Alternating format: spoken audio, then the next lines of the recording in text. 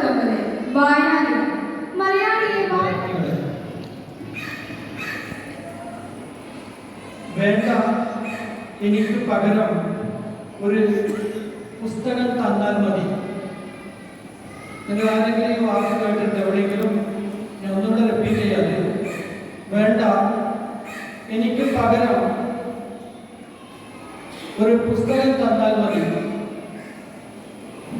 അതായത് നിങ്ങൾക്ക് ഈ സെന്റൻസ് കേട്ടപ്പോൾ 2-3 സംശയം നിങ്ങളുടെ മനസ്സിൽ വന്നിട്ടുണ്ട്.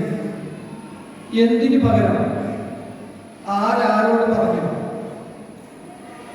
സ്വാമി വിവേകാനന്ദൻ അസുഖബാധിതനായി ഹോസ്പിറ്റലിൽ പോയ സമയത്ത് നിങ്ങൾക്കേറെ സുപരിചിതരായ ഗുരുക്കന്മാരായ അധ്യാപകരും നമ്മളെ നയിക്കുന്ന പ്രസിഡന്റും സെക്രട്ടറിയും നിങ്ങൾക്ക് എല്ലാവർക്കുമൊക്കെ ആജ്ഞ അത് പരീക്ഷ വേളയായപ്പോൾ മനമുറങ്ങുമോ തോന്നുന്നില്ല. പുഴയൊഴുക്കിലാണങ്ങോട്ടു പിന്നെ പിറകിലേക്കില്ല സ്വന്തം വഴിക്കും.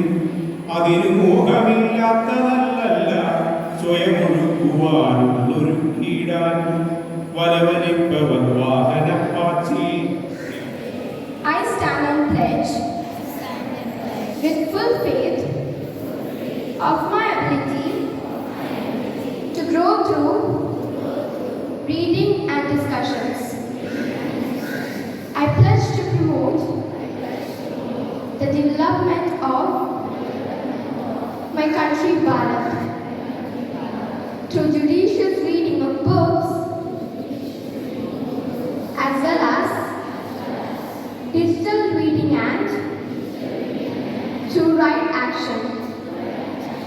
I shall read books and practice digital reading. വായിച്ചു വളരേണ്ടതിന്റെയും ചിന്തിച്ച് വിവേകം നേടേണ്ടതിന്റെയും പ്രാധാന്യം വിളിച്ചോതിക്കൊണ്ട് മറ്റൊരു വായനാദിനം കൂടി വന്നെത്തിയിരിക്കുകയാണ്.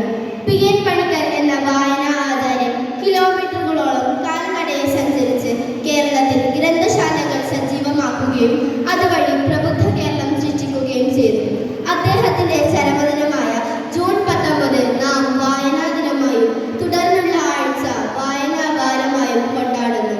വായിച്ചാലും വളരും, വായിച്ചില്ലെങ്കിലും വളരും, വായിച്ചു വളർന്നാൽ വിളയും, വായിക്കാതെ വളർന്നാൽ വളയും എന്ന് കുഞ്ഞുണ്ണി മാഷ് പാടിയത് നമുക്ക് ഈ നിമിഷത്തിൽ ഓർക്കാം. വായിച്ചു വളരാനായിട്ടച്ഛൻ തന്നല്ലോ, വായിച്ചാലും വായിച്ചാലും തീരാത്തതേ. വായിച്ചു വളരാനായിട്ടച്ഛൻ തന്നല്ലോ, വായിച്ചാലും വായിച്ചാലും തീരാത്തതേ. വായിച്ചു വളർന്നില്ലെങ്കിൽ വളയും നിന്നച്ഛൻ, വായിച്ചു വളർന്നാൽ നന്നായി വിളയും നിന്നമ്മ. വായിച്ചു വളർന്നില്ലെങ്കിൽ വളയും നിന്നച്ഛൻ, വായിച്ചു വളർന്നാൽ നന്നായി വിളയും നിന്നമ്മ. വായിച്ചു വളർന്നാൽ നന്നായി വിളയും നിന്നമ്മ. വായിച്ചു വളരാനായിട്ടച്ഛൻ തന്നല്ലോ. അക്ഷരമില്ല പുസ്തകമിങ്ങനെ വായിച്ചിടും ഞാൻ, അക്ഷരമല്ലോ വായിക്കേണ്ടു എന്നതു നേരല്ലേ. അക്ഷരമില്ല പുസ്തകമിങ്ങനെ വായിച്ചിടും ഞാൻ, അക്ഷരമല്ലോ വായിക്കേണ്ടു എന്നതു നേരല്ലേ.